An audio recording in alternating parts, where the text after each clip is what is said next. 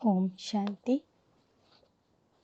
ಮುರಳಿಯ ದಿನಾಂಕ 9/1/2025।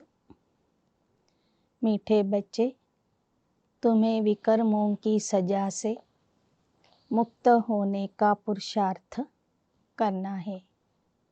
इस अंतिम जन्म में सब हिसाब किताब चुकतू कर ಪಾವನ್ ಬನನಾ ಹೇ। ಮಧುರ ಮಕ್ಕಳೇ, ವಿಕರ್ಮದ ಶಿಕ್ಷೆಯಿಂದ ಮುಕ್ತ ಆಗುವುದಕ್ಕಾಗಿ ಪುರುಷಾರ್ಥ ಮಾಡಬೇಕು। ಈ ಅಂತಿಮ ಜನ್ಮದಲ್ಲಿ ಎಲ್ಲ ಲೆಕ್ಕಾಚಾರಗಳನ್ನು ತೀರಿಸಿ ಪಾವನ ಆಗಬೇಕು। ಪ್ರಶ್ನೆ: धोखेबाज माया कौन सी प्रतिज्ञा तुड़वाने की कोशिश करती है?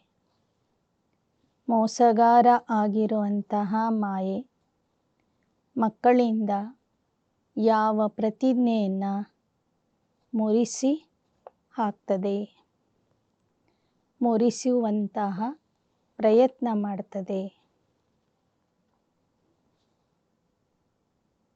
उत्तर: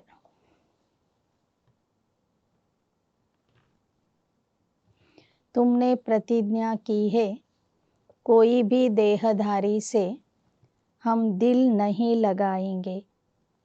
आत्मा कहती है, हम एक बाप को ही याद करेंगे, अपनी देह को भी याद नहीं करेंगे।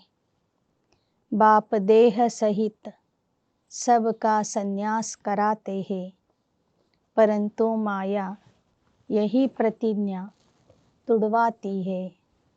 देह में लगाव हो जाता है। जो प्रतिज्ञा तोड़ते हैं उन्हें सजाएं भी बहुत खानी पड़ती है। ನೀವು ಪ್ರತಿಜ್ಞೆ ಮಾಡಿದಿರಿ, ನಾವು ಯಾವ ದೇಹಧಾರಿಗಳ ಜೊತೆಗೆ ಮನಸ್ಸನ್ನು ಜೋಡಿಸುವುದಿಲ್ಲ, ಮನಸ್ಸನ್ನು ಯಾವ ದೇಹಧಾರಿಗೆ ಕೊಡೋದಿಲ್ಲ। ಆತ್ಮ ಹೇಳ್ತದೆ, ನಾವು ಕೇವಲ ಒಬ್ಬ ತಂದೆಯನ್ನೇ ನೆನಪು ಮಾಡ್ತೇವೆ, ನಮ್ಮ ದೇಹವನ್ನು ಸಹ ನೆನಪು ಮಾಡೋದಿಲ್ಲ। ಬಾಬಾ ದೇಹ ಸಹಿತವಾಗಿ ಇಡೀ ಜಗತ್ತಿನ ಸನ್ಯಾಸ ಮಾಡಿಸ್ತಾರೆ, ಆದರೆ ಮಾಯೆ ಈ ಪ್ರತಿಜ್ಞೆಯನ್ನು ಮುರಿಸಿಬಿಡ್ತದೆ। ದೇಹದಲ್ಲಿ ಮಮತ್ವ ಬಂದು ಬಿಡ್ತದೆ। ಆ ಕಾರಣದಿಂದ ಮಕ್ಕಳು ಪ್ರತಿಜ್ಞೆಯನ್ನು ಮುರಿತಾರೆ। ಯಾವ ಮಕ್ಕಳು ಪ್ರತಿಜ್ಞೆಯನ್ನು ಮುರಿತಾರೆಯೋ ಅವರು ಕಠೋರ ಶಿಕ್ಷೆಗೆ ಗುರಿಯಾಗ್ತಾರೆ, ಕಠೋರ ಶಿಕ್ಷೆ ಪಡಿಬೇಕಾಗ್ತದೆ। ಗೀತ್: ತುಮ್ ಹಿ ಹೋ ಮಾತಾ ಪಿತಾ ತುಮ್ ಹಿ ಹೋ। ತಂದೆ ನೀನು, ತಾಯಿ ನೀನು, ಬಂಧು ನೀನು, ಬಳಗ ನೀನು। यह ऊंचते ऊंच भगवान की महिमा है और फिर ग्लानि भी की है। ಭಕ್ತರು ಶ್ರೇಷ್ಠಾತಿ ಶ್ರೇಷ್ಠ ತಂದೆಯ ಮಹಿಮೆಯನ್ನು ಈ ರೀತಿಯಲ್ಲಿ ಹಾಡ್ತಾರೆ. ನೀನೇ ತಂದೆ, ನೀನೇ ತಾಯಿ, ನೀನೇ ಬಂಧು, ನೀನೇ ಸಖ ಅಂತ ಮಹಿಮೆ ಮಾಡ್ತಾರೆ. ಮತ್ತೊಂದು ಕಡೆ ಅವನ ಬಗ್ಗೆ ಗ್ಲಾನಿ ಮಾಡ್ತಾರೆ, ನಿಂದನೆ ಮಾಡ್ತಾರೆ। अब ऊंचते ऊंच बाप खुद आकर परिचय देते हैं और फिर जब रावण राज्य शुरू होता है तो अपनी ऊंचाई दिखाते हैं। ಈಗ ಪರಮಾತ್ಮ ಶ್ರೇಷ್ಠಾತಿ ಶ್ರೇಷ್ಠ ತಂದೆ ಬಂದು ತಮ್ಮ ಪರಿಚಯ ಹೇಳಿಕೊಡ್ತಾರೆ, ಜ್ಞಾನ ತಿಳಿಸಿಕೊಡ್ತಾರೆ, ನಮ್ಮನ್ನು ಶ್ರೇಷ್ಠಾತಿ ಶ್ರೇಷ್ಠರನ್ನಾಗಿ ಮಾಡ್ತಾರೆ। ಆದರೆ ದ್ವಾಪರ ಯುಗದಿಂದ ಯಾವಾಗ ರಾವಣ ರಾಜ್ಯದ ಪ್ರಾರಂಭ ಆಗ್ತದೆ, ಆಗ ರಾವಣ ತನ್ನ ಶ್ರೇಷ್ಠತೆಯನ್ನು ತೋರಿಸ್ಕೊಳ್ತಾನೆ। भक्ति मार्ग में भक्ति का ही राज्य है, इसलिए कहा जाता रावण राज्य। वह राम राज्य, यह रावण राज्य। राम और रावण की भेंट की जाती है। ಭಕ್ತಿ ಮಾರ್ಗದಲ್ಲಿ ಭಕ್ತಿಯ ರಾಜ್ಯ ನಡೀತದೆ. ಭಕ್ತಿಯ ರಾಜ್ಯ ಅಂದ್ರೇ ರಾವಣ ರಾಜ್ಯ. ಸತ್ಯತ್ರೇತಾಯುಗ ರಾಮ ರಾಜ್ಯ, ದ್ವಾಪರ ಕಲಿಯುಗ ರಾವಣ ರಾಜ್ಯ. ರಾಮ ಮತ್ತು ರಾವಣನಿಗೆ ಹೋಲಿಸ್ತಾರೆ. ರಾಮ ಮತ್ತು ರಾವಣನ ವ್ಯತ್ಯಾಸದ ಬಗ್ಗೆನೂ ಬಾಬಾ ತಿಳಿಸ್ತಾರೆ. बाकी वह राम तो त्रेता का राजा हुआ, उनके लिए नहीं कहा जाता। रावण है आधा कल्प का राजा। ऐसे नहीं कि राम आधा कल्प का राजा है. ಬಾಬಾ ಹೇಳ್ತಾರೆ, ಭಕ್ತರು ತ್ರೇತಾಯುಗದ ರಾಮನಿಗೆ ರಾಮ ಅಂತ ತಿಳ್ಕೊಂಡಿದ್ದಾರೆ. ತ್ರೇತಾಯುಗದ ರಾಮನ ರಾಜ್ಯಕ್ಕೆ ರಾಮರಾಜ್ಯ ಅಂತ ತಿಳ್ಕೊಂಡಿದ್ದಾರೆ. ಆದರೆ ಇಲ್ಲಿ ರಾಮ ಅಂದರೆ ನಿರಾಕಾರ ರಾಮ. ಇನ್ನು ರಾವಣ ಅಂದರೆ ದುಷ್ಟಶಕ್ತಿಗಳು, 5 ವಿಕಾರಗಳು. ಅರ್ಧ ಕಲ್ಪ ರಾವಣನ ರಾಜ್ಯ ನಡೀತದೆ. ರಾವಣ ಅರ್ಧ ಕಲ್ಪಕ್ಕೆ ರಾಜ ಆಗ್ತಾನೆ. ಆದರೆ ರಾಮ ಅರ್ಧ ಕಲ್ಪಕ್ಕೆ ರಾಜ ಆಗೋದಿಲ್ಲ. यह डिटेल में समझने की बातें हैं, बाकी वह तो बिल्कुल सहज बात है समझने की. हम सब भाई भाई है. ಇಲ್ಲಿ ರಾಮ ಅಂದರೆ ಯಾರು, ಅವನ ರಾಜ್ಯ ಎಷ್ಟು ಸಮಯ ನಡೀತದೆ, ಆ ರಾಜ್ಯದಲ್ಲಿ ನಿರಾಕಾರ ರಾಮ ಬರೋದಿಲ್ಲ. ಈ ಎಲ್ಲ ವಿಚಾರಗಳನ್ನು ಬಾಬಾ ಸವಿಸ್ತಾರವಾಗಿ ನಮಗೆ ತಿಳಿಸ್ತಾರೆ. ಈ ಜ್ಞಾನ ಬಹಳ ಸಹಜವಾಗಿದೆ. ನಾವೆಲ್ಲರೂ ಸೋದರರಾಗಿದ್ದೇವೆ. हम सब का वह बाप एक निराकार है. बाप को मालूम है इस समय हमारे सब बच्चे रावण की जेल में है. ನಾವೆಲ್ಲರೂ ನಿರಾಕಾರ ತಂದೆಯ ಮಕ್ಕಳು, ಸೋದರ ಆತ್ಮರಾಗಿದ್ದೇವೆ. ತಂದೆಗೂ ಗೊತ್ತಿದೆ ಈ ಸಮಯದಲ್ಲಿ ಅವನ ಮಕ್ಕಳು ಎಲ್ಲರೂ ರಾವಣನ ಬಂಧನದಲ್ಲಿ ಇದ್ದಾರೆ. ಕಾಮ್ ಚಿತಾ ಪರ್ ಬೈಠ್ ಸಬ್ ಕಾಲೆ ಹೋ ಗಯೇ ಹೈ, ಯಹ ಬಾಪ್ ಜಾನ್ತೆ ಹೈ. ಕಾಮಚಿತೆಯ ಮೇಲೆ ಕುಳಿತು ತಂದೆಯ ಮಕ್ಕಳು ಕಪ್ಪಾಗಿ ಬಿಟ್ಟಿದ್ದರು. ಈಗ ಬಾಬಾನೇ ಬಂದು ಮತ್ತೆ ಜ್ಞಾನಚಿತೆಯ ಮೇಲೆ ಕೂಡಿಸಿ ಸುಂದರರನ್ನಾಗಿ ಮಾಡ್ತಾ ಇದ್ದಾರೆ. आत्मा में सारी नॉलेज है, इसमें भी सबसे जास्ती महत्व देना होता है आत्मा और परमात्मा को जानने का. ಜ್ಞಾನದಲ್ಲಿ ಮೊದಲನೇ ವಿಷಯ, ಮಹತ್ವದ ವಿಷಯ ಅಂದರೆ ಆತ್ಮ ಮತ್ತು ಪರಮಾತ್ಮನನ್ನು ಯಥಾರ್ಥವಾಗಿ ತಿಳ್ಕೊಳ್ಳುವಂಥದ್ದು.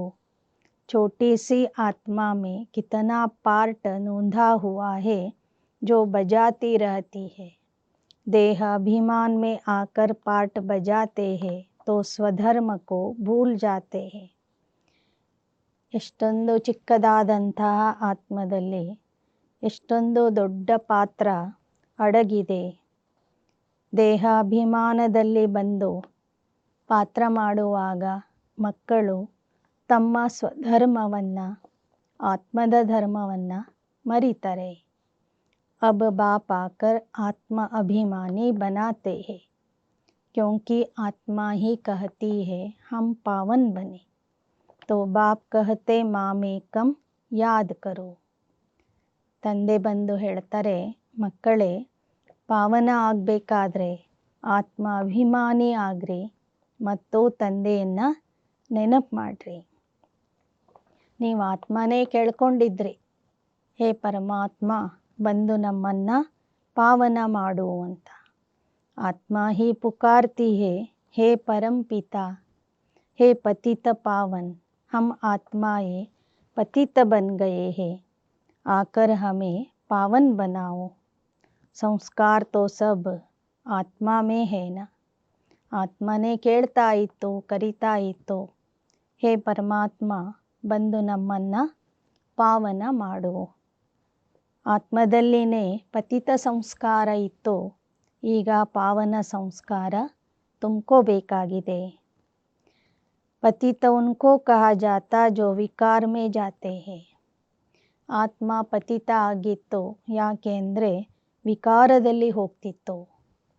पतित मनुष्य पावन निर्विकारी देवताओं के आगे जाकर मंदिर में उनकी महिमा गाते.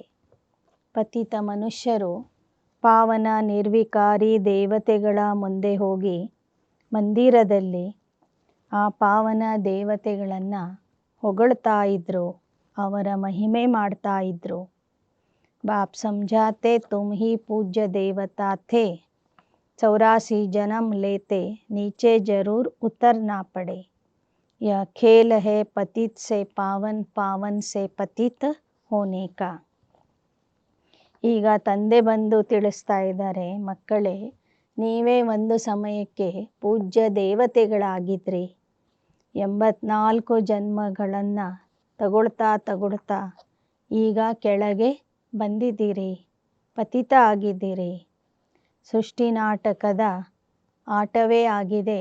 ಪತಿತರಿಂದ ಪಾವನ ಆಗುವುದು, ಪಾವನರಿಂದ ಪತಿತ ಆಗುವುದು.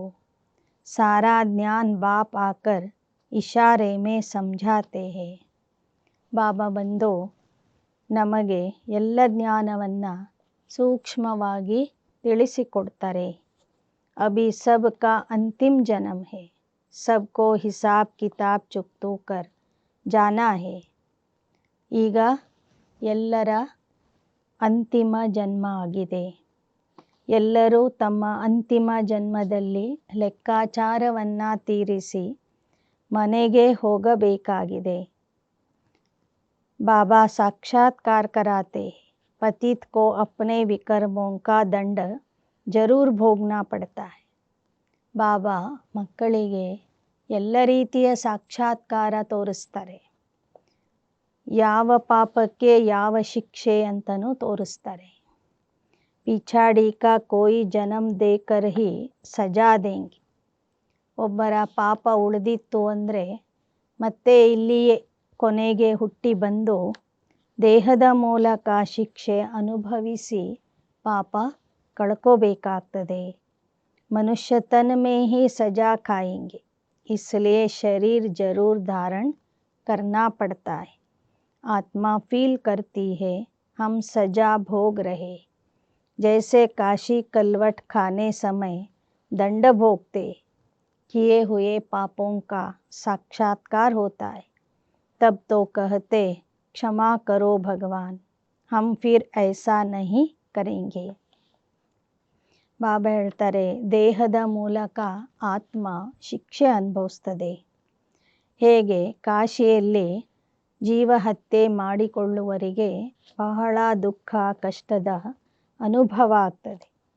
ಆ ದುಃಖದ ಅನುಭವದಿಂದ, ದುಃಖ ಕಷ್ಟಗಳನ್ನು ಸಹನೆ ಮಾಡೋದ್ರಿಂದ ಅವರ ಪಾಪ ಕಡಿಮೆ ಆಗ್ತದೆ. ಮನುಷ್ಯ ಪಾಪ ಮಾಡ್ತಾನೆ, ಆ ಪಾಪದ ಅರಿವು ಅವನಿಗೆ ಕೊನೆಯ ಕಾಲಕ್ಕೆ ಬರ್ತದೆ. ಅದಕ್ಕಾಗಿ ಮನುಷ್ಯ ಕೇಳ್ಕೊತಾನೆ, ಹೇ ಭಗವಂತ ಕ್ಷಮೆ ಮಾಡು, ನಾನು ಮತ್ತೊಮ್ಮೆ ಇಂಥ ತಪ್ಪನ್ನು ಮಾಡೋದಿಲ್ಲ. फील करते हैं, दुख भोगते हैं. सबसे ಜಾಸ್ತಿ ಮಹತ್ವ है ಆತ್ಮ और ಪರಮಾತ್ಮ का.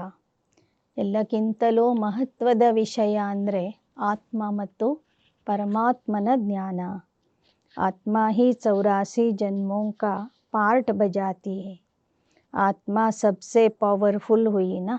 सारे ड्रामा में महत्व है आत्मा और परमात्मा का, जिसको और कोई भी नहीं जानते. ಆತ್ಮನೇ 84 ಜನ್ಮಗಳಲ್ಲಿ ಬಂದು ಪಾತ್ರ ಮಾಡ್ತದೆ. ಅಂದರೆ ಆತ್ಮನೇ ಎಲ್ಲರಕ್ಕಿಂತ ಶಕ್ತಿಶಾಲಿ ಆಗಿದೆ. ಈ ಆತ್ಮ ಮತ್ತು ಪರಮಾತ್ಮನನ್ನು ಹೊರಗಿನ ಪ್ರಪಂಚದಲ್ಲಿ ಯಾರೂ ತಿಳ್ಕೊಂಡಿಲ್ಲ. ಏಕ ಭೀ ಮನುಷ್ಯ नहीं जानता कि आत्मा क्या है, परमात्मा क्या है। ಡ್ರಾಮಾನುಸಾರ ಯಹ ಬಿ ಹೋನಾ ಹೇ. ಆತ್ಮ ಅಂದರೆ ಏನು, ಪರಮಾತ್ಮ ಅಂದರೆ ಏನು ಅಂತನೂ ಜನರಿಗೆ ಗೊತ್ತಿಲ್ಲ, ಒಬ್ಬರಿಗೂ ಗೊತ್ತಿಲ್ಲ. ಡ್ರಾಮಾನುಸಾರವಾಗಿ ಈ ಥರ ಎಲ್ಲರೂ ಅಜ್ಞಾನಿಗಳು ಆಗಬೇಕಿತ್ತು. तुम बच्चों को भी ज्ञान नहीं था कि कोई नई बात नहीं है, कल्प पहले भी यह चला था. ಮಕ್ಕಳಿಗೂ ನಾಟಕದ ವಿಷಯ ಗೊತ್ತಿರಲಿಲ್ಲ, ಹಿಂದೆನೂ ಈ ಥರ ನಡೆದಿತ್ತು, ಈಗಲೂ ನಡೀತಾ ಇದೆ ಅನ್ನೋದು ನಿಮಗೂ ಕೂಡ ಈ ಜ್ಞಾನಕ್ಕೆ ಬಂದ ನಂತರ ಗೊತ್ತಾಗಿದೆ. कहते हैं ज्ञान भक्ति वैराग्य, ಪರಂತು ಅರ್ಥ ನಹಿ ಸಮಜ್ತೆ. ಗಾಯನ ಇದೆ ಜ್ಞಾನ ಭಕ್ತಿ ವೈರಾಗ್ಯ ಅಂತ, ಆದರೆ ಅದರ ಅರ್ಥ ಯಾರಿಗೂ ಗೊತ್ತಿಲ್ಲ. बाबा ने इन साधुओं आदि का संग बहुत किया हुआ है, सिर्फ नाम नहीं लेते. ಬಾಬವರು ಭಕ್ತಿ ಮಾರ್ಗದಲ್ಲಿ ಅನೇಕ ಸಾಧು ಸಂತರ ಸಂಗ ಮಾಡಿದ್ರು, ಆದರೆ ಅವರ ಹೆಸರುಗಳನ್ನು ಬಾಬಾ ಇಲ್ಲಿ ಬ್ರಹ್ಮ ಬಾಬಾ ಹೇಳೋದಿಲ್ಲ. हम पुरानी दुनिया से नई दुनिया में जाते हैं तो पुरानी दुनिया से जरूर वैराग्य करना पड़े. ಈಗ ನಾವು ಹಳೆ ಜಗತ್ತಿನಿಂದ ಹೊಸ ಜಗತ್ತಿಗೆ ಹೋಗ್ತಿದ್ದೀವಿ ಅಂದ ಮೇಲೆ ಹಳೆ ಜಗತ್ತಿನ ಮೇಲೆ ನಮಗೆ ವೈರಾಗ್ಯ ಬರಬೇಕು. इनसे क्या दिल लगानी, तुमने प्रतिज्ञा की है कोई भी देहधारी से दिल नहीं लगाएंगे. ಈ ಹಳೆ ಜಗತ್ತಿನ ಜೊತೆಗೆ ಮನಸ್ಸನ್ನು ಯಾಕೆ ಜೋಡಿಸ್ತೀರಿ? ನೀವು ಪ್ರತಿಜ್ಞೆ ಮಾಡಿದ್ದೀರಿ, ನಾವು ಯಾವ ದೇಹಧಾರಿಗಳಿಗೂ ನಮ್ಮ ಮನಸ್ಸನ್ನು ಕೊಡೋದಿಲ್ಲ, ಜೋಡಿಸೋದಿಲ್ಲ ಅಂತ. ಆತ್ಮ कहती है हम एक बाप को ही याद करेंगे, अपनी देह को भी याद नहीं करेंगे. ಆತ್ಮ ಹೇಳ್ತದೆ, ನಾನು ಕೇವಲ ಒಬ್ಬ ತಂದೆಯನ್ನೇ ನೆನಪು ಮಾಡ್ತೀನಿ ಅಂತ. ನಮ್ಮ ದೇಹವನ್ನು ಸಹ ನಾವು ನೆನಪು ಮಾಡೋದಿಲ್ಲ ಅಂತ ಹೇಳ್ಕೊಂಡಿದ್ದೀರಿ, ಪ್ರತಿಜ್ಞೆ ಮಾಡಿದ್ದೀರಿ. ಬಾಪ್ ದೇಹ ಸಹಿತ ಸಬ್ ಕಾ ಸನ್ಯಾಸ कराते, फिर औरों की देह से हम लगाव क्यों रखें. कोई से लगाव होता है तो उनकी याद आती रहेगी. ಬಾಬಾ ದೇಹ ಸಹಿತವಾಗಿ ದೇಹದ ಜಗತ್ತಿನ ಸನ್ಯಾಸ ಮಾಡಿಸ್ತಾರೆ. ನಮ್ಮ ದೇಹವನ್ನೇ ನಾವು ನೆನಪು ಮಾಡ್ಕೋಬಾರ್ದು ಅಂದರೆ ಅನ್ಯರ ದೇಹಧಾರಿಗಳ ಜೊತೆಗೆ, ಅನ್ಯರ ದೇಹದ ಜೊತೆಗೆ ಯಾಕೆ ನಮಗೆ ಮಮತ್ವ ಇರಬೇಕು? ದೇಹಧಾರಿಗಳ ಜೊತೆಗೆ ಮಮತ್ವ ಇದ್ದರೆ ಅವರದ್ದೇ ನೆನಪು ಬರ್ತದೆ. फिर ईश्वर याद आ न सके, प्रतिज्ञा तोड़ते हैं तो सजा भी बहुत खानी पड़ती. ಬಾಬಾ ಹೇಳ್ತಾರೆ, ದೇಹಧಾರಿಗಳನ್ನು ನೆನಪು ಮಾಡಿದರೆ ಈಶ್ವರನ ನೆನಪು ಬರೋದಿಲ್ಲ. ಪ್ರತಿಜ್ಞೆ ಮುರಿದಾಗ ಶಿಕ್ಷೆ ಅನುಭವಿಸ್ಬೇಕಾಗ್ತದೆ. पद भी भ्रष्ट हो जाता है, इसलिए जितना हो सके ಬಾಪ ಕೋ ಹಿ ಯಾದ ಕರ್ನಾ ಹೈ. ತಪ್ಪು ಮಾಡಿದಾಗ, ಪ್ರತಿಜ್ಞೆ ಮುರಿದಾಗ ಒಂದು ಶಿಕ್ಷೆನೂ ಅನುಭವಿಸ್ಬೇಕು, ಎರಡನೇದು ಭವಿಷ್ಯದ ಪದವಿಯನ್ನು ಕಳ್ಕೋಬೇಕು. ಅದಕ್ಕಾಗಿ ಬಾಬಾ ಹೇಳ್ತಾರೆ, ಎಷ್ಟು ಸಾಧ್ಯವೋ ಅಷ್ಟು ಹೆಚ್ಚಿನ ಸಮಯ ಆ ತಂದೆಯನ್ನು ನೆನಪು ಮಾಡಿರಿ. ಮಾಯಾ ತೋ ಬಡಿ ಧೋಕೆಬಾಜ್ ಹೈ, कोई भी हालत में माया से अपने को बचाना है. देह अभिमान की बहुत कड़ी बीमारी. ಬಾಬಾ ಹೇಳ್ತಾರೆ, ಮಾಯೇನು ಬಹಳ ಮೋಸಗಾರ್ತಿ ಆಗಿದೆ. ಯಾವುದಾದ್ರೂ ಒಂದು ಸಮಯ ನೋಡಿಕೊಂಡು ನಿಮ್ಮ ಹತ್ತಿರ ಬಂದುಬಿಡ್ತದೆ. ಅದಕ್ಕಾಗಿ ನೀವು ಮಾಯೆಯಿಂದ ನಿಮ್ಮ ರಕ್ಷಣೆ ಮಾಡಿಕೊಳ್ಳಬೇಕು, ಬಚಾವ್ ಮಾಡ್ಕೋಬೇಕು. ದೇಹ ಅಭಿಮಾನ ಒಂದು ದೊಡ್ಡ ಕಾಯಿಲೆ ಆಗಿದೆ. ಬಾಪ್ ಕೋ ಯಾದ್ ಕರೋ तो ದೇಹ ಅಭಿಮಾನ್ ಕಿ ಬಿಮಾರಿ छूट जाए. ನೀವು ತಂದೆಯನ್ನು ನೆನಪು ಮಾಡಿದರೆ ದೇಹ ಅಭಿಮಾನದ ಕಾಯಿಲೆ ಬಿಟ್ಟು ಹೋಗ್ತದೆ. सारा दिन देह अभिमान में रहते हैं. बाप को याद बड़ा मुश्किल करते हैं. ಆದರೆ ಮಕ್ಕಳು ಇಡೀ ದಿನ ದೇಹ ಅಭಿಮಾನದಲ್ಲಿಯೇ ಇರ್ತಾರೆ. ಬಾಬೋರ್ನ ಬಹಳ ಕಷ್ಟದಿಂದ ಸ್ವಲ್ಪ ಸಮಯ ಮಾತ್ರ ನೆನಪು ಮಾಡ್ತಾರೆ. बाबा ने समझाया है, हाथ कारड़े दिल यारड़े. जैसे आशिक माशुक धंधा आदि करते भी अपने माशुक को ही याद करते रहते. ಬಾಬಾ ತಿಳಿಸಿಕೊಟ್ಟಿದ್ದಾರೆ, ಕೈಗಳಿಂದ ಇಲ್ಲಿ ಕರ್ಮ ಮಾಡ್ತಾ ಇರಿ, ಆದರೆ ಬುದ್ಧಿಯಿಂದ ಪರಮಾತ್ಮನನ್ನು ನೆನಪು ಮಾಡ್ರಿ, ನಿಮ್ಮ ಪ್ರಿಯತಮನನ್ನು ನೆನಪು ಮಾಡ್ರಿ. ಹೇಗೆ ಪ್ರೇಮಿಕೆ ಮತ್ತು ಪ್ರಿಯತಮ ತಮ್ಮ ತಮ್ಮ ಉದ್ಯೋಗದಲ್ಲಿ ತೊಡಗಿದ್ರೂ ಸಹ ಆಂತರಿಕವಾಗಿ ಪರಸ್ಪರರನ್ನು ನೆನಪು ಮಾಡ್ತಿರ್ತಾರೆ. अब तुम आत्माओं को परमात्मा से प्रीत रखनी है तो उनको ही याद करना चाहिए ना. ಈಗ ನೀವು ಆತ್ಮರಿಗೆ ಪರಮಾತ್ಮನ ಜೊತೆಗೆ ಪ್ರೀತಿ ಇರಬೇಕು. ಅಂದ ಮೇಲೆ ಅವನನ್ನೇ ನೀವು ನೆನಪು ಮಾಡಬೇಕು. तुम्हारी एम ऑब्जेक्ट ही है कि हमको देवता बनना है, उसके लिए पुरुषार्थ करना है. ನಿಮ್ಮ ಗುರಿ ಉದ್ದೇಶ ಆಗಿದೆ ದೇವತಾ ಆಗುವಂಥದ್ದು. ಅದಕ್ಕಾಗಿಯೇ ನೀವು ಪುರುಷಾರ್ಥ ಮಾಡಬೇಕು. ಮಾಯಾ ಧೋಖಾ ತೋ ಜರೂರ್ ದೇಗಿ, अपने को उनसे छुड़ाना है, नहीं तो फंस मरेंगे, फिर ग्लानि भी होगी, नुकसान भी बहुत होगा. ಮಾಯೆ ಅವಶ್ಯವಾಗಿ ಬಂದು ನಿಮಗೆ ಮೋಸ ಮಾಡ್ತದೆ, ಆದರೆ ಅದರಿಂದ ನೀವು ನಿಮ್ಮನ್ನು ಬಿಡಿಸ್ಕೋಬೇಕು. ಒಂದು ವೇಳೆ ಮಾಯೆಗೆ ವಶ ಆಗಿಬಿಟ್ರೆ ನೀವು ಜ್ಞಾನದಿಂದ ಸಾಯ್ತೀರಿ. ನಿಮ್ಮ ಮೂಲಕ ಜ್ಞಾನದ ಗ್ಲಾನಿ ನಡೀತದೆ, ಯಜ್ಞದ ಗ್ಲಾನಿ ನಡೀತದೆ. ಆಗ ನಿಮಗೂ ನುಕ್ಸಾನ, ಯಜ್ಞಕ್ಕೂ ನುಕ್ಸಾನ ಆಗ್ತದೆ. तुम बच्चे जानते हो हम आत्मा बिंदी है, हमारा बाप भी बीज रूप नॉलेजफुल है, यह बड़ी ವಂಡರ್ಫುಲ್ ಬಾತೆ है. ಬಾಬಾ ಹೇಳ್ತಾರೆ, ನೀವು ಆತ್ಮನೋ ಬಿಂದು, ನಿಮ್ಮ ತಂದೆ ಬೀಜರೂಪ ಜ್ಞಾನಪೂರ್ಣ ಆಗಿದ್ದಾರೆ. ಇದು ಬಹಳ ವಂಡರ್ಫುಲ್ ಅದ್ಭುತವಾದಂಥ ವಿಚಾರಗಳಾಗಿವೆ. ಆತ್ಮ ಕ್ಯಾ ಹೇ, उसमें कैसे अविनाशी पार्ट भरा हुआ है. इन गुह्य बातों को अच्छे अच्छे बच्चे भी पूरी तरह नहीं समझते. ಆತ್ಮ ಅಂದರೆ ಏನು, ಆತ್ಮದಲ್ಲಿ ಅವಿನಾಶಿ ಪಾತ್ರ ಹೇಗೆ ರೆಕಾರ್ಡ್ ಆಗಿದೆ, ಇದರ ಬಗ್ಗೆನೂ ಅನೇಕ ಮಕ್ಕಳಿಗೆ ಇನ್ನೂ ಅರ್ಥನೇ ಆಗಿಲ್ಲ ಅಂತ ಹೇಳ್ತಾರೆ ಬಾಬಾ. अपने को यथार्थ रीति आत्मा समझे और बाप को भी बिंदी मिसल समझ याद करे, वह ज्ञान का सागर है, बीज रूप है. ऐसा समझ बड़ा मुश्किल याद करते. ತಮಗೆ ಆತ್ಮ ಎಂದು ತಿಳಿದು ಬಾಬೋರ್ನ ಬಿಂದು ರೂಪದಲ್ಲಿ ನೆನಪು ಮಾಡುವುದು ಬಹಳ ಕಷ್ಟದ ಕೆಲಸ ಆಗಿದೆ. ಆ ಬಿಂದು ಸ್ವರೂಪದಲ್ಲಿ ಇರುವಂಥ ತಂದೆ ಜ್ಞಾನಸಾಗರ ಕಲ್ಪವೃಕ್ಷದ ಬೀಜರೂಪ ಆಗಿದ್ದಾರೆ. मोटे ख्यालात से नहीं, इसमें महीन बुद्धि से काम लेना होता है.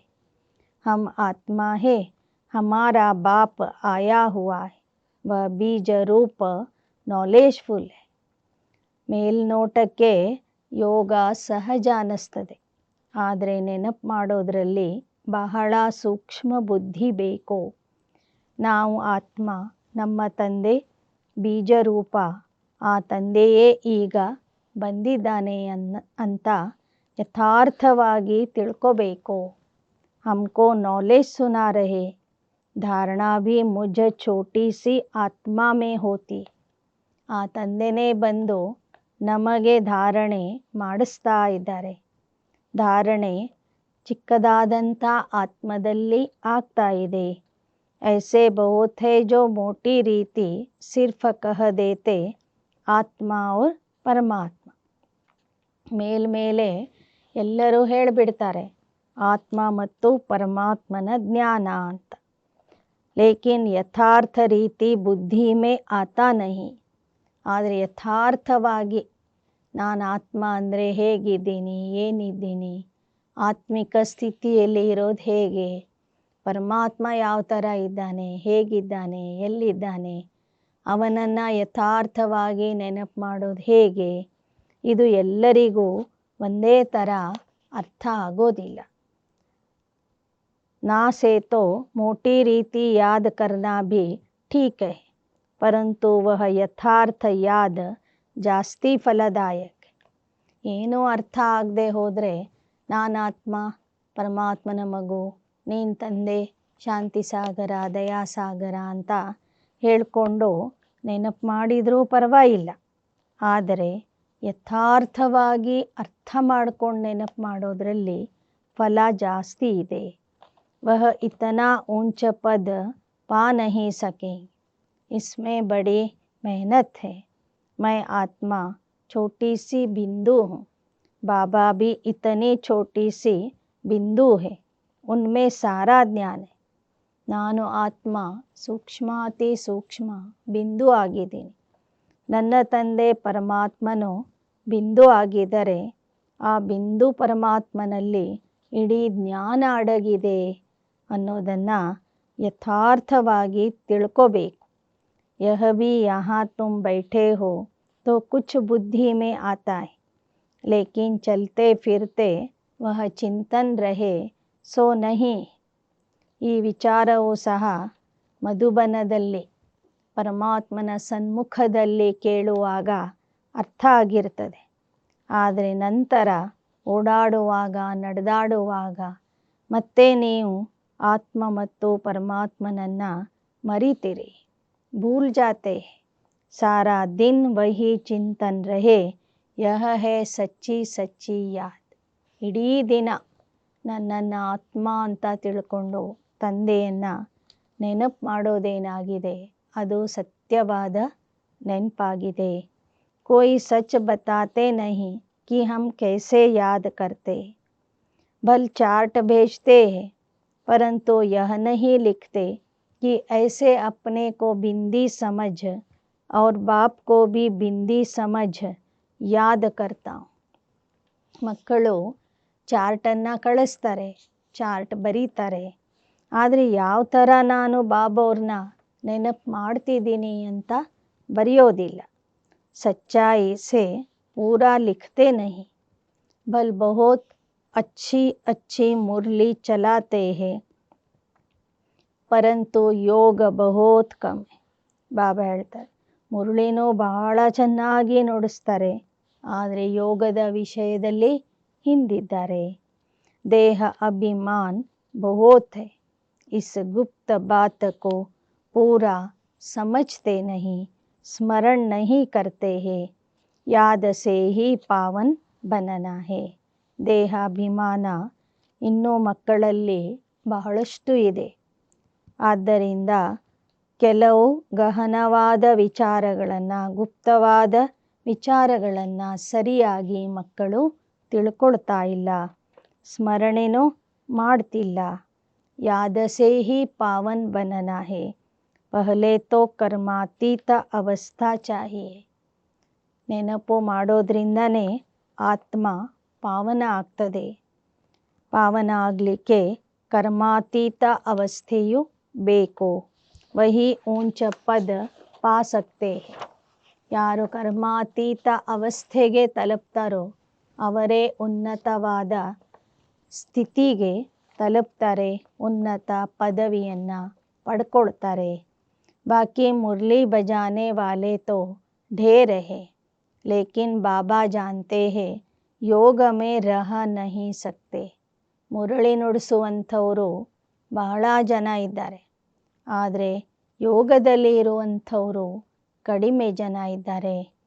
ವಿಶ್ವ ಕಾ ಮಾಲಿಕ್ ಬನನಾ ಕೋಯಿ ಮಾಸಿ ಕಾ ಘರ್ ಥೋಡೆ ಹಿ. ವಿಶ್ವದ ಮಾಲೀಕ ಆಗುವಂಥದ್ದು ಚಿಕ್ಕಮ್ಮನ ಮನೆಗೆ ಹೋಗುವಷ್ಟು ಸುಲಭ ಅಲ್ಲ ಅಂತ ಹೇಳ್ತಾರೆ ಬಾಪ್. वह अल्पकाल के मर्तबे पाने के लिए भी कितना पढ़ते, सोर्स ऑफ इनकम अब हुई है. ಹೊರಗಿನ ಜಗತ್ತಿನಲ್ಲಿ ಅಲ್ಪಕಾಲದ ಸ್ಥಾನ ಮಾನ ಪಡ್ಕೊಳ್ಳಿಕ್ಕೆ, ಡಿಗ್ರಿ ಪಡ್ಕೊಳ್ಳಿಕ್ಕೆ ಅವ್ರು ಎಷ್ಟೊಂದು ಅಭ್ಯಾಸ ಮಾಡ್ತಾರೆ, ಪರಿಶ್ರಮ ಪಡ್ತಾರೆ. ಯಾಕೆ ಅಂದರೆ ವಿದ್ಯೆಯೇ ಸಂಪಾದನೆಗೆ ಮೂಲ ಆಗಿರ್ತದೆ. आगे थोड़े ही बैरिस्टर आदि इतना कमाते थे, अभी कितनी कमाई हो गई. ಮೊದಲಿನ ಕಾಲದಲ್ಲಿ ಬ್ಯಾರಿಸ್ಟರ್ ಆದವರು, ವಕೀಲಾದವರು ಇಷ್ಟೊಂದು ಸಂಪಾದನೆ ಮಾಡ್ತಿರಲಿಲ್ಲ. ಈಗ ಅವರ ಒಂದು ಆದಾಯವು ಜಾಸ್ತಿ ಆಗಿದೆ. बच्चों को अपने कल्याण के लिए एक तो अपने को आत्मा समझ यथार्थ रीति बाप को याद करना है और त्रिमूर्ति शिव का परिचय औरों को भी देना है. ಮಕ್ಕಳು ತಮ್ಮ ಕಲ್ಯಾಣಕ್ಕಾಗಿ ತಮಗೆ ಆತ್ಮ ಅಂತ ತಿಳಿದು ತಂದೆಯನ್ನು ನೆನಪು ಮಾಡಬೇಕು ಮತ್ತು ತ್ರಿಮೂರ್ತಿ ಶಿವನ ಪರಿಚಯ ಎಲ್ಲರಿಗೂ ಕೊಡಬೇಕು. ಸಿರ್ಫ್ ಶಿವ ಕಹನೆ ಸೆ ಸಮझेंगे नहीं, ತ್ರಿಮೂರ್ತಿ ತೋ ಜರೂರ್ ಚಾಯ್. ಬರೇ ಶಿವ ಅಂತ ಹೇಳಿದರೆ ಜನರಿಗೆ ಅರ್ಥ ಆಗೋದಿಲ್ಲ. ಆದ್ದರಿಂದ ತ್ರಿಮೂರ್ತಿ ಶಿವ ಅಂತ ಹೇಳಬೇಕು. ಮುಖ್ಯ ಹೇ ದೋ ಚಿತ್ರ, ತ್ರಿಮೂರ್ತಿ और झाड़. सीढ़ी से भी झाड़ में ಜಾಸ್ತಿ ನಾಲೆಜ್. ಮುಖ್ಯವಾದ ಚಿತ್ರಗಳು ಅಂದರೆ ತ್ರಿಮೂರ್ತಿಯ ಚಿತ್ರ, ಕಲ್ಪವೃಕ್ಷದ ಚಿತ್ರ. ಏಣಿಗಿಂತಲೂ ಕಲ್ಪವೃಕ್ಷದಲ್ಲಿ ಹೆಚ್ಚಿನ ಜ್ಞಾನ ಅಡಗಿದೆ. ಯಹ ಚಿತ್ರ ತೋ ಸಬ್ಕೆ ಪಾಸ್ ಹೋನೆ ಚಾಯ್. ಈ ಚಿತ್ರಗಳು ಎಲ್ಲರ ಹತ್ತಿರನೂ ಇರಬೇಕು. ಏಕ್ ತರಫ್ ತ್ರಿಮೂರ್ತಿ ಗೋಲಾ, ದೂಸರೆ ತರಫ್ ಝಾಡ್. ಯಹ ಪಾಂಡವ್ ಸೇನಾ ಕಾ ಫ್ಲ್ಯಾಗ್ ಭಿ ಹೋನಾ ಚಾಹಿಯೆ. ಒಂದು ಕಡೆ ತ್ರಿಮೂರ್ತಿಯ ಚಿತ್ರ, ಇನ್ನೊಂದು ಕಡೆ ವೃಕ್ಷದ ಚಿತ್ರ. ಇದು ಪಾಂಡವ ಸೇನೆಯ ಧ್ವಜ ಆಗಿದೆ. ಡ್ರಾಮಾ और झाड़ की नॉलेज भी बाप देते. ನಾಟಕ ಮತ್ತು ವೃಕ್ಷದ ಜ್ಞಾನವೂ ಕೂಡ ಬಾಬನೇ ನಮಗೆ ತಿಳಿಸಿಕೊಡ್ತಾರೆ. ಲಕ್ಷ್ಮೀನಾರಾಯಣ್ ವಿಷ್ಣು ಆದಿ ಕೌನ್ ಹೇ, ಯಹ ಕೋಯಿ ಸಮಜ್ತೆ ನಹಿ. ಲಕ್ಷ್ಮೀನಾರಾಯಣ ಮತ್ತು ವಿಷ್ಣು ಅಂದರೆ ಯಾರು? महालक्ष्मी की पूजा करते समझते हैं लक्ष्मी आएगी. ಮಹಾಲಕ್ಷ್ಮಿಯ ಪೂಜೆನೂ ಮಾಡ್ತಾರೆ, ತಿಳ್ಕೊತಾರೆ ಲಕ್ಷ್ಮಿ ಬರ್ತಾಳೆ ಅಂಥೇಳಿ. ಆದರೆ ಒಬ್ಬರ ಬಗ್ಗೆಯೂ ಸರಿಯಾದ ಜ್ಞಾನ ಗೊತ್ತಿಲ್ಲ. अब लक्ष्मी को धन कहाँ से आएगा? 4 भुजा वाले 8 भुजा वाले कितने चित्र बना दिए हैं, ಸಮಜ್ತೆ ಕುಚ್ ಭಿ ನೈ. ಕೆಲವು ದೇವತೆಗಳಿಗೆ 8 ಕೈ ತೋರಿಸಿದ್ದಾರೆ, ಕೆಲವರಿಗೆ 4 ಕೈ ಕೊಟ್ಟಿದ್ದಾರೆ. 8-10 ಭುಜಾ ವಾಲಾ ಕೋಯಿ ಮನುಷ್ಯ ತೋ ಹೋತಾ ನೈ.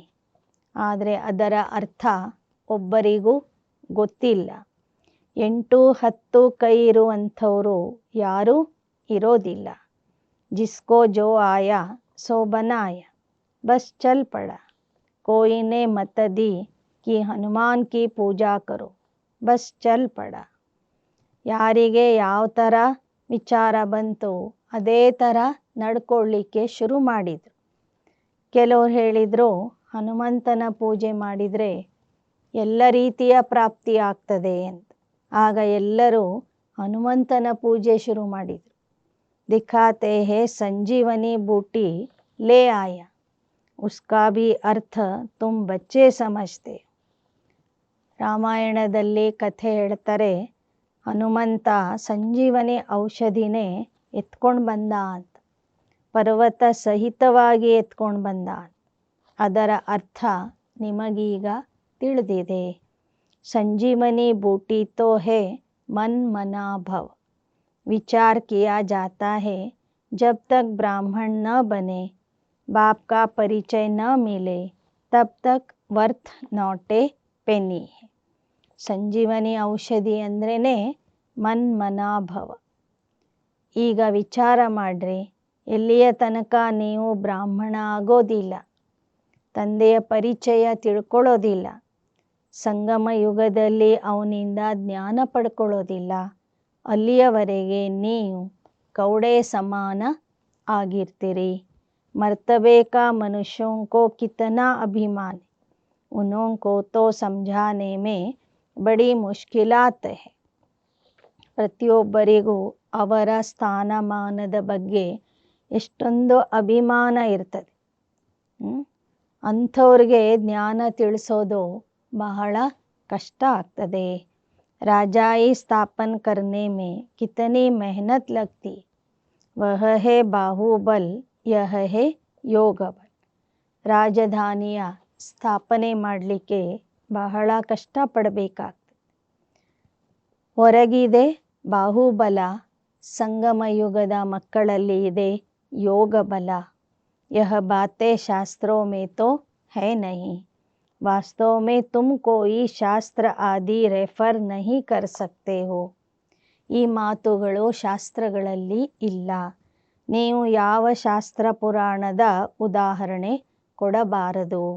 ಅಗರ್ ತುಮ್ಕೋ ಕಹತೆ ಹೇ ತುಮ್ ಶಾಸ್ತ್ರೋಂ ಕೋ ಮಾನ್ತೆ ಹೋ, ಬೋಲೋ ಹಾಂ, ಯಹ ತೋ ಸಬ್ ಭಕ್ತಿ ಮಾರ್ಗಕ್ಕೆ ಹೇ. ಯಾರಾದರೂ ನಿಮಗೆ ಕೇಳಿದರೆ ನೀವು ಶಾಸ್ತ್ರಗಳಿಗೆ ಮಾನ್ಯತೆ ಕೊಡ್ತೀರಾ ಅಂತ, ಆಗ ತಕ್ಷಣ ಹೇಳ್ರಿ, ಹೌದು, ನಾವು ಶಾಸ್ತ್ರಗಳನ್ನು ಓದ್ಕೊಂಡೇ ಬಂದಿದ್ದೀವಿ. ಶಾಸ್ತ್ರಗಳು ಅಂದರೆ ಭಕ್ತಿ ಮಾರ್ಗದ ಸಾಧನಗಳಾಗಿವೆ. ಅಭಿ ಹಮ್ ಜ್ಞಾನ ಮಾರ್ಗ ಪರ್ ಚಲ್ ರಹೇ ಹೇ, ಜ್ಞಾನ ದೇನೆ ವಾಲಾ ಜ್ಞಾನ ಕಾ ಸಾಗರ್ ಏಕ ಬಾಪ ಹೀ ಹೇ. ಈಗ ನಾವು ಜ್ಞಾನ ಮಾರ್ಗದಲ್ಲಿ ನಡೀತಾ ಇದ್ದೇವೆ. ಈ ಜ್ಞಾನ ಕೊಡುವಂತಹ ಜ್ಞಾನ ಸಾಗರ ತಂದೆ ಒಬ್ಬನೇ ಇದ್ದಾನೆ. ಇನ್ಕೋ ರೂಹಾನಿ ಜ್ಞಾನ ಕಹಾ ಜಾತಾ ಹೈ, ರೂಹ ಬೈಠ ರೂಹೋಂ ಕೋ ಜ್ಞಾನ ದೇತೆ. ಇದಕ್ಕೆ ಆತ್ಮಿಕ ಜ್ಞಾನ ಅಂತ ಹೇಳಲಾಗ್ತದೆ. ಪರಮಾತ್ಮ ಕುಳಿತು ಆತ್ಮಗಳಿಗೆ ಜ್ಞಾನ ಕೊಡ್ತಾ ಇದ್ದಾನೆ. वह मनुष्य मनुष्य को देते, मनुष्य कभी स्पिरिचुअल नॉलेज दे न सके. ज्ञान का सागर पतित पावन लिब्रेटर सद्गति दाता ಏಕ ಹೀ ಬಾಪ್.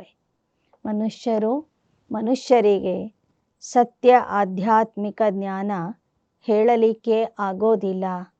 ಜ್ಞಾನಸಾಗರ, ಪತಿತ ಪಾವನ, ಸರ್ವರ ಮುಕ್ತಿದಾತ, ಸದ್ಗತಿದಾತ ಆಗಿರುವಂತಹ ಒಬ್ಬ ತಂದೆಯೇ ಈ ಸತ್ಯ ಜ್ಞಾನವನ್ನು ಕೊಡ್ತಾರೆ. ಬಾಪ್ ಸಮझाते हैं यह यह करो. अब देखे शिव जयंती पर कितना धमचक्र मचाते हैं. ट्रांसलाइट के चित्र छोटे भी हो जो सबको मिल जाए. तुम्हारी तो है बिल्कुल नई बात, कोई समझ न सके. ಈಗ ಶಿವರಾತ್ರಿಯ ಸಮಯದಲ್ಲಿ ನೀವು ಬಹಳಷ್ಟು ಉತ್ಸಾಹದಿಂದ ವೈಭವದಿಂದ ಶಿವರಾತ್ರಿಯ ಆಚರಣೆ ಮಾಡಬೇಕು. ಟ್ರಾನ್ಸ್ಲೈಟಿನ ಸಣ್ಣ ಸಣ್ಣ ಚಿತ್ರಗಳನ್ನು ತಯಾರು ಮಾಡಬೇಕು. ಜನರಿಗೆ ಅದರ ಮೂಲಕ ಜ್ಞಾನ ತಿಳಿಸಬೇಕು. ಕೋಯಿ ಸಮಜ್ ನ ಸಕೆ ತುಮ್ಹಾರಿ ನೈ ಬಾತ್. ಯಾಕೆ ಅಂದರೆ ನೀವು ಹೇಳುವಂಥ ಜ್ಞಾನ ಹೊಸ ಜ್ಞಾನ ಆಗಿರುವ ಕಾರಣ ಜನರಿಗೆ ಇದು ಅರ್ಥ ಆಗೋದಿಲ್ಲ. खूब अखबारों में डालना चाहिए, आवाज़ करना चाहिए, सेंटर्स खोलने वाले भी ऐसे चाहिए. ಶಿವರಾತ್ರಿಯ ಸಮಾಚಾರ, ಶಿವರಾತ್ರಿಯ ಸಂದೇಶ ಎಲ್ಲ ಪತ್ರಿಕೆಗಳಲ್ಲಿ ಹಾಕ್ರಿ. ನಿಮ್ಮ ಧ್ವನಿ ಎಲ್ಲ ಕಡೆಗೂ ಮೊಳಗಲಿ. ಸೇವಾ ಕೇಂದ್ರಗಳನ್ನು ಸ್ಥಾಪನೆ ಮಾಡಿರಿ. अभी तुम बच्चों को ही इतना नशा नहीं चढ़ा हुआ है, ನಂಬರ್ವಾರ್ ಪುರುಷಾರ್ಥ ಅನುಸಾರ ಸಮझाते. ಮಕ್ಕಳಿಗೆ ಇನ್ನೂ ಅಷ್ಟೊಂದು ನಶೆ ಏರಿಲ್ಲ ಅಂತ ಹೇಳ್ತಾರೆ ಬಾಬಾ. ನಂಬರ್ವಾರ್ ಪುರುಷಾರ್ಥದ ಅನುಸಾರವಾಗಿ ಮಕ್ಕಳು ಸೇವೆ ಮಾಡ್ತಾ ಇದ್ದಾರೆ, ಜ್ಞಾನ ತಿಳಿಸ್ತಾ ಇದ್ದಾರೆ. इतने ढेर ब्रह्मा कुमार कुमारियाँ हैं। अच्छा ब्रह्मा का नाम निकाल, कोई का भी नाम डाल, राधे कृष्ण का नाम डाल। अच्छा फिर ब्रह्मा कुमार कुमारियाँ कहाँ से आएंगे? कोई तो ब्रह्मा चाहिए ना, जो मुखवंशावली बीके हो। बच्चे आगे चलकर बहुत समझे. ಬಾಬಾ ಹೇಳ್ತಾರೆ, ನಿಮಗೆ ಬ್ರಹ್ಮನ ಹೆಸರು ಹಾಕಲಿಕ್ಕೆ ಇಷ್ಟ ಆಗಲಿಲ್ಲ ಅಂದರೆ ನೀವು ಯಾರ ಮಕ್ಕಳಿದ್ದೀರಿ ಅವ್ರ ಹೆಸರನ್ನೇ ಸೇರಿಸ್ಕೊಳ್ರಿ. ಆದರೆ ನಿಜವಾದ ಅರ್ಥದಿಂದ ನಾವು ಮಕ್ಕಳು ಈಗ ಬ್ರಹ್ಮ ಮುಖವಂಶಾವಳಿ ಬ್ರಹ್ಮ ಕುಮಾರಿಯರಾಗಿದ್ದೇವೆ. ಬಚ್ಚೆ ಆಗೆ ಚಲ್ಕರ್ ಬಹುತ್ ಸಮझेंगे. ಹೊರಗಿನ ಜನರಿಗೆ ಇದು ಅರ್ಥ ಆಗ್ತಿಲ್ಲ, ಮಕ್ಕಳಿಗೂ ಸರಿಯಾಗಿ ಅರ್ಥ ಆಗ್ತಿಲ್ಲ. ಮುಂದೆ ನೀವು ಎಲ್ಲವನ್ನೂ ಸಹ ಸರಿಯಾಗಿ ತಿಳ್ಕೊಳ್ಳೋರಿದ್ದೀರಿ. ಖರ್ಚಾ ತೋ ಕರ್ನಾ ಹಿ ಪಡ್ತಾ ಹೈ, ಚಿತ್ರ ತೋ ಬಡೆ ಕ್ಲಿಯರ್ ಹೈ. ಲಕ್ಷ್ಮೀ ನಾರಾಯಣ ಕಾ ಚಿತ್ರ ಬಹುತ್ ಅಚ್ಚಾ ಹೈ. ಇನ್ನು ಸೇವೆಗಾಗಿ ಖರ್ಚಂತೂ ಮಾಡಲೇಬೇಕು. ಚಿತ್ರಗಳು ಬಹಳ ಸ್ಪಷ್ಟವಾಗಿ ಬಾಬಾ ಮಾಡಿಸಿದ್ದಾರೆ. ಲಕ್ಷ್ಮೀನಾರಾಯಣರ ಚಿತ್ರ ಬಹಳ ಚೆನ್ನಾಗಿದೆ. ಅಚ್ಚಾ मीठे मीठे सिकीलदे सर्विसेबल आज्ञाकारी फरमान वरदार नंबरवार पुरुषार्थ अनुसार बच्चों प्रति माता पिता बाप दादा का याद प्यार और गुड मॉर्निंग. रूहानी बाप की रूहानी बच्चों को नमस्ते. रूहानी बच्चों की रूहानी बाप दादा को याद प्यार गुड मॉर्निंग और ನಮಸ್ತೆ ನಮಸ್ತೆ ನಮಸ್ತೆ. ಧಾರಣೆಗಾಗಿ ಮುಖ್ಯಾಂಶಗಳು. कर्मातीत बनने के लिए बाप को महीन बुद्धि से पहचान कर यथार्थ याद करना है. पढ़ाई के साथ साथ योग पर पूरा अटेंशन देना है.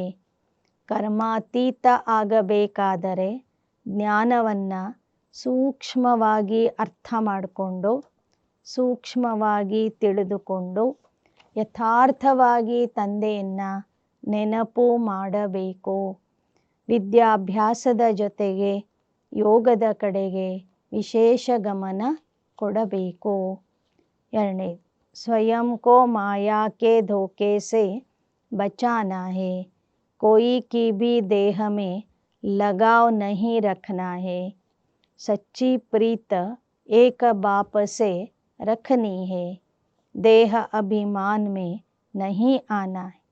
ಸ್ವಯಂವನ್ನು ಮಾಯೆಯ ಮೋಸದಿಂದ ರಕ್ಷಣೆ ಮಾಡಿಕೊಳ್ಳಬೇಕು. ದೇಹಧಾರಿಗಳ ಜೊತೆಗೆ ಮಮತ್ವ ಇರಬಾರದು. ಯಾರದ್ದೇ ದೇಹದ ಮೇಲೆ ನಿಮಗೆ ಪ್ರೀತಿ ಇರಬಾರದು. ಸತ್ಯವಾದಂಥ ಪ್ರೀತಿ ಒಬ್ಬ ತಂದೆಯ ಜೊತೆಗೆ ಮಾತ್ರ ಇರಬೇಕು. ದೇಹ ಅಭಿಮಾನದಲ್ಲಿ ಬರಬಾರದು. वरदान. ब्रह्म मुहूर्त के समय वरदान लेने और दान देने वाले बाप समान वरदानी महादानी भव. ಅಮೃತ ವೇಳೆಯ ಸಮಯದಲ್ಲಿ ವರದಾನವನ್ನು ತೆಗೆದುಕೊಳ್ಳುವ ಹಾಗೂ ದಾನ ಕೊಡುವ ತಂದೆಯ ಸಮಾನ ವರದಾನಿ ಮಹಾದಾನಿ ಆಗಿರಿ. ಬ್ರಹ್ಮ ಮುಹೂರ್ತಕ್ಕೆ ಸಮಯ विशेष ब्रह्मलोक निवासी बाप ज्ञान सूर्य की लाइट और माइट की किरणें बच्चों को वरदान रूप में देते हैं. ಬ್ರಾಹ್ಮಿ ಮುಹೂರ್ತದಲ್ಲಿ ವಿಶೇಷವಾಗಿ ಬ್ರಹ್ಮಲೋಕದ ನಿವಾಸಿ ಶಿವಬಾಬಾ ಜ್ಞಾನ ಸೂರ್ಯ ಆಗಿ ಪ್ರಕಾಶ ಮತ್ತು ಶಕ್ತಿಯ ಕಿರಣಗಳನ್ನು ಮಕ್ಕಳಿಗೆ ವರದಾನದ ರೂಪದಲ್ಲಿ ಕೊಡ್ತಾರೆ. साथ साथ ब्रह्मा बाप भाग्य विधाता के रूप में भाग्य रूपी अमृत बांटते हैं. सिर्फ बुद्धि रूपी कलश अमृत धारण करने योग्य हो. ಜೊತೆಗೆ ಭಾಗ್ಯ ವಿಧಾತ ಬ್ರಹ್ಮ ಬಾಬಾ ಭಾಗ್ಯದ ಅಮೃತವನ್ನು ಅಮೃತ ವೇಳೆಯಲ್ಲಿ ಮಕ್ಕಳಿಗೆ ಹಂಚ್ತಾರೆ. ಆಗ ನಿಮ್ಮ ಬುದ್ಧಿಯ ಕಲಶ ಅಮೃತ ಧಾರಣೆ ಮಾಡಿಕೊಳ್ಳಲು ಸ್ವಚ್ಛ ಆಗಿರಬೇಕು, योग्य ಆಗಿರಬೇಕು. किसी भी प्रकार का विघ्न या रुकावट न हो तो सारे दिन के लिए श्रेष्ठ स्थिति व कर्म का मुहूर्त निकाल सकते हो. ಅಮೃತ ವೇಳೆಯಲ್ಲಿ ನೀವು ಯೋಗ ಮಾಡುವಾಗ ಯಾವುದೇ ವಿಘ್ನ ಅಥವಾ ಅಡೆತಡೆ ಬರಬಾರದು. ಆ ಸಮಯದಲ್ಲಿ ನೀವು ಇಡೀ ದಿನದ ದಿನಚರ್ಯೆಯನ್ನು ಸೆಟ್ ಮಾಡ್ಕೊಳ್ಳಿ. ಶ್ರೇಷ್ಠ ಸ್ಥಿತಿ ಮಾಡಲಿಕ್ಕೆ, ಶ್ರೇಷ್ಠ ಕರ್ಮ ಮಾಡಲಿಕ್ಕೆ ಮುಹೂರ್ತವನ್ನು ನಿಗದಿ ಮಾಡಿರಿ. क्योंकि अमृत वेले का वातावरण ही वृत्ति को बदलने वाला होता है, इसलिए उस समय वरदान लेते हुए दान दो, अर्थात वरदानी और महादानी बनो. ಅಮೃತ ವೇಳೆಯ ವಾತಾವರಣ ವೃತ್ತಿಯನ್ನು ಪರಿವರ್ತನೆ ಮಾಡುವಂತಹ ವಾತಾವರಣ ಆಗಿರ್ತದೆ. ಆದ್ದರಿಂದ ಆ ಸಮಯದಲ್ಲಿ ವರದಾನ ತಗೋಬೇಕೋ, ವರದಾನ ಕೊಡಬೇಕೋ, ಈ ಥರ वरदानी महादानी ಆಗಬೇಕು. श्लोगन. क्रोधी का काम है क्रोध करना और आपका काम है ಸ್ನೇಹ ದೇನಾ. ಕ್ರೋಧಿಯ ಕೆಲಸ ಆಗಿದೆ ಕ್ರೋಧ ಮಾಡುವುದು, ನಿಮ್ಮ ಕೆಲಸ ಆಗಿದೆ ಸ್ನೇಹ ಕೊಡುವುದು. ಅವ್ಯಕ್ತ इशारे. अपनी शक्तिशाली मनसा द्वारा सकाश देने की ಸೇವಾ ಕರೋ. ನಿಮ್ಮ ಶಕ್ತಿಶಾಲಿ ಮನಸ್ಸಿನ ಮೂಲಕ ಇತರರಿಗೂ ಶಕ್ತಿ ನೀಡುವಂತಹ ಸೇವೆ ಮಾಡಿರಿ. अब स्व कल्याण का ऐसा श्रेष्ठ प्लान बनाओ जो विश्व सेवा में सकाश आपे ही मिलती रहे. ಈಗ ಸ್ವಕಲ್ಯಾಣದ ಶ್ರೇಷ್ಠ ಯೋಜನೆಯನ್ನು ತಯಾರು ಮಾಡಿಕೊಳ್ಳಿ. ಆಗ ನಿಮ್ಮಿಂದ ವಿಶ್ವ ಆತ್ಮರಿಗೆ, ವಿಶ್ವದ ಸರ್ವ ಆತ್ಮರಿಗೆ ಶಕ್ತಿ ತಾನಾಗಿ ಸಿಗುವುದು. अभी उमंग उत्साह से अपने मन में यह पक्का वायदा करो कि हम बाप समान बनकर ही दिखाएंगे. ಈಗ ನಿಮ್ಮ ಮನಸ್ಸಿನಲ್ಲಿ ಉತ್ಸಾಹ ಉಲ್ಲಾಸ ತುಂಬಿಕೊಳ್ಳಿ ಮತ್ತು ಪಕ್ಕಾ ಪ್ರತಿಜ್ಞೆ ಮಾಡ್ರಿ, ನಾವು ತಂದೆಯ ಸಮಾನ ಆಗಿಯೇ ತೋರಿಸುತ್ತೇವೆ. ब्रह्मा बाप का भी बच्चों से अति स्नेह है, इसलिए एक एक बच्चे को इमर्ज कर विशेष समान बनने की सकाश देते रहते हैं. ಬ್ರಹ್ಮ ತಂದೆಗೂ ಮಕ್ಕಳ ಮೇಲೆ ಅತಿಯಾದ ಸ್ನೇಹ ಇದೆ. ಅದಕ್ಕಾಗಿ ಬ್ರಹ್ಮ ಬಾಬಾ ಒಬ್ಬೊಬ್ಬರನ್ನೇ ಸೂಕ್ಷ್ಮ ವತನದಲ್ಲಿ ಇಮರ್ಜ್ ಮಾಡಿಕೊಂಡು ಸಮಾನ ಭವದ ವರದಾನ ಕೊಡ್ತಾರೆ. ಮಕ್ಕಳನ್ನು ತಮ್ಮ ಸಮಾನ ಮಾಡಲಿಕ್ಕೆ ವಿಶೇಷ ಶಕ್ತಿ ಕೊಡ್ತಾರೆ. ಅಚ್ಚ. ಓಂ ಶಾಂತಿ. ಓಂ ಶಾಂತಿ.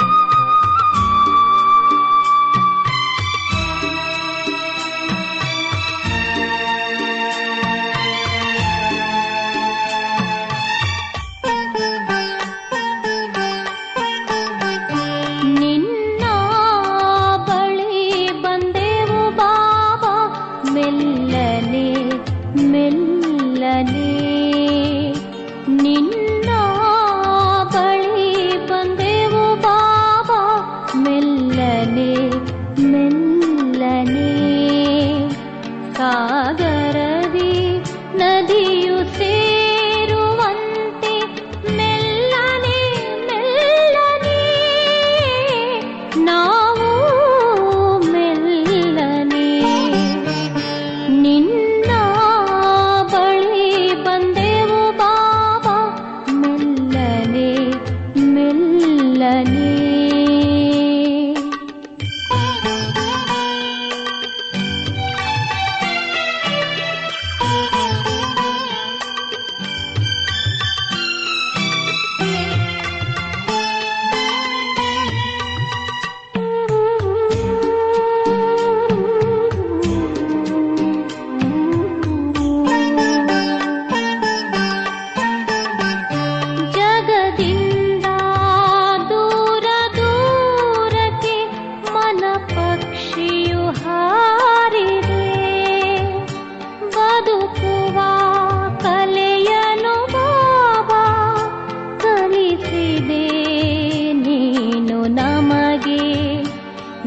ಸ್ನೇಹದಲ್ಲಿ ಒಂದಾದೆವು ನಾವು ಮೆಲ್ಲನೆ ಮೆಲ್ಲನೆ, ನಾವು ಮೆಲ್ಲನೆ ನಿನ್ನ ಬಳಿ ಬಂದೆವು ಬಾಬಾ, ಮೆಲ್ಲನೆ ಮೆಲ್ಲನೆ.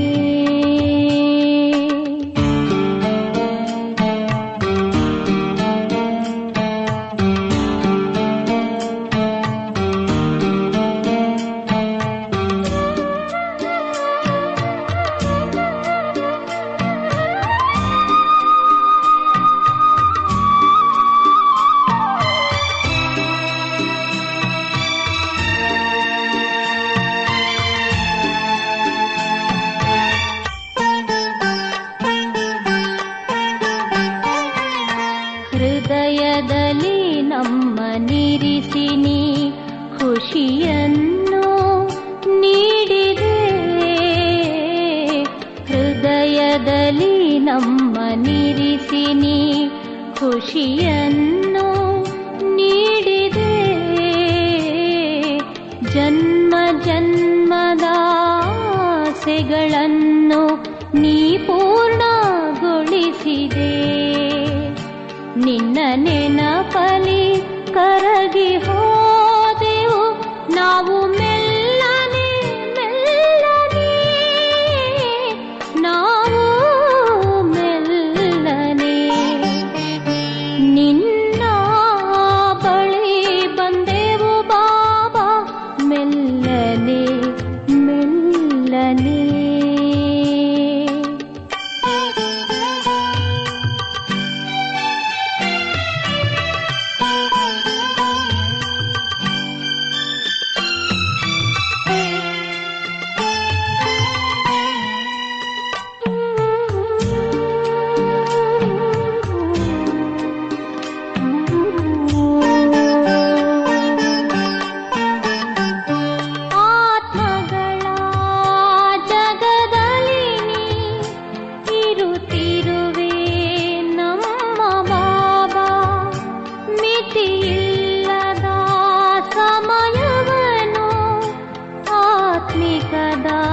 ದೃಶ್ಯ ಕಂಡೆವು ತಲುಪಿದೆವು ಮಧುರ ವತನದಲ್ಲಿ, ನಾವು ಮೆಲ್ಲನೆ ಮೆಲ್ಲನೆ, ನಾವು ಮೆಲ್ಲನೆ ನಿನ್ನ ಬಳಿ ಬಂದೆವು ಬಾಬಾ, ಮೆಲ್ಲನೆ ಮೆಲ್ಲನೆ ನಿನ್ನ ಬಳಿ ಬಂದೆವು ಬಾಬಾ, ಮೆಲ್ಲನೆ ಮೆಲ್ಲನೆ.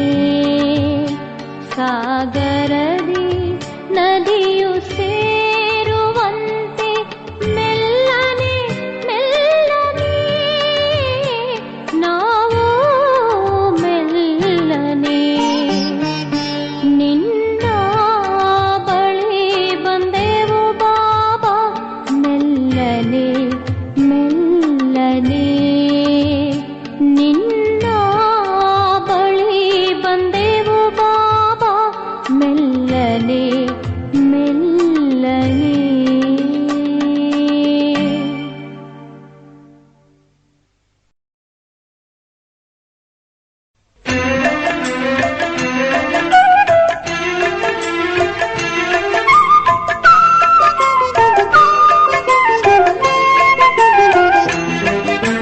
ನಿನ್ನನು ಅಗಲಿ ನಾನು, ನನ್ನನು ಅಗಲಿ ನೀನು, ಹೇಗೆ ಇರುವುದು ಬಾಬಾ, ಹೇಗೆ ಇರುವುದು ಬಾಬಾ.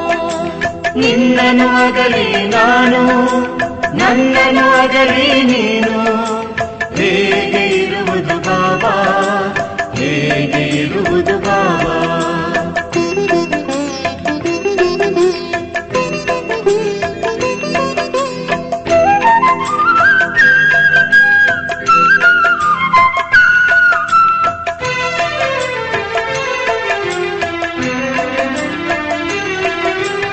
ಆತ್ಮನ ಬಿಟ್ಟು ನೀನು, ಪರಮಾತ್ಮನ ಬಿಟ್ಟು ನಾನು, ಆತ್ಮನ ಬಿಟ್ಟು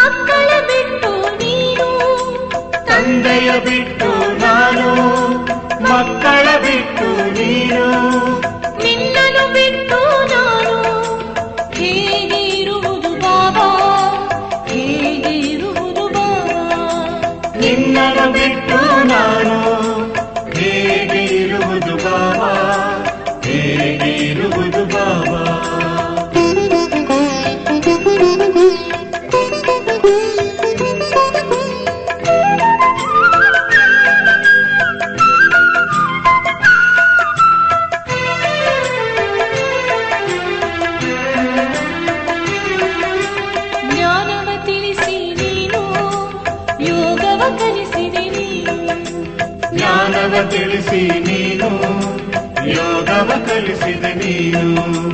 ನಿನ್ನನ್ನು ಬಿಟ್ಟು ನಾನು ಹೇಗೆ ಇರುವುದು ಬಾಬಾ, ಹೇಗೆ ಇರುವುದು ಬಾಬಾ.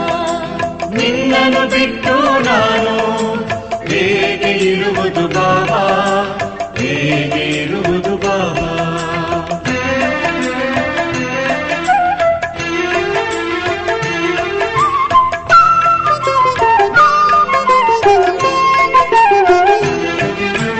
ಸೇವೆಯ ಕಲಿಸಿದೆ ನೀನು ಭಾಗ್ಯವ ಪಡೆದೆ ನಾನು. ಸೇವೆಯ ಕಲಿಸಿದೆ ನೀನು ಭಾಗ್ಯವ ಪಡೆದೆ ನಾನು. ನಿನ್ನನ್ನು ಬಿಟ್ಟು ನಾನು ಹೇಗೆ ಇರುವುದು ಬಾಬಾ, ಹೇಗೆ ಇರುವುದು ಬಾಬಾ. ನಿನ್ನನ್ನು ಬಿಟ್ಟು ನಾನು ಹೇಗೆ ಇರುವುದು ಬಾಬಾ, ಹೇಗೆ ಇರುವುದು ಬಾಬಾ.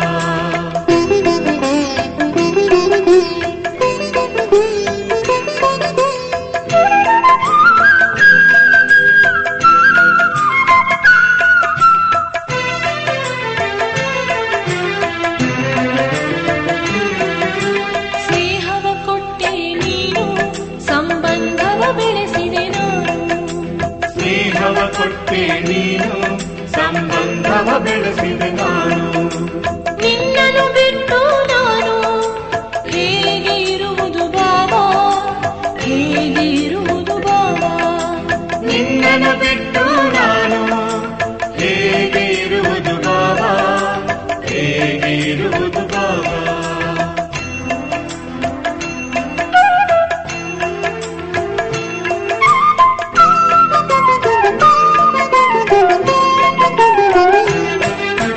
ನೀರನ್ನು ಬಿಟ್ಟರೆ ನೀನು ಪ್ರಾಣವ ಬಿಡುವುದು ನೀನು. ನೀರನ್ನು ಬಿಟ್ಟರೆ ನೀನು ಪ್ರಾಣವ ಬಿಡುವುದು ನೀನು.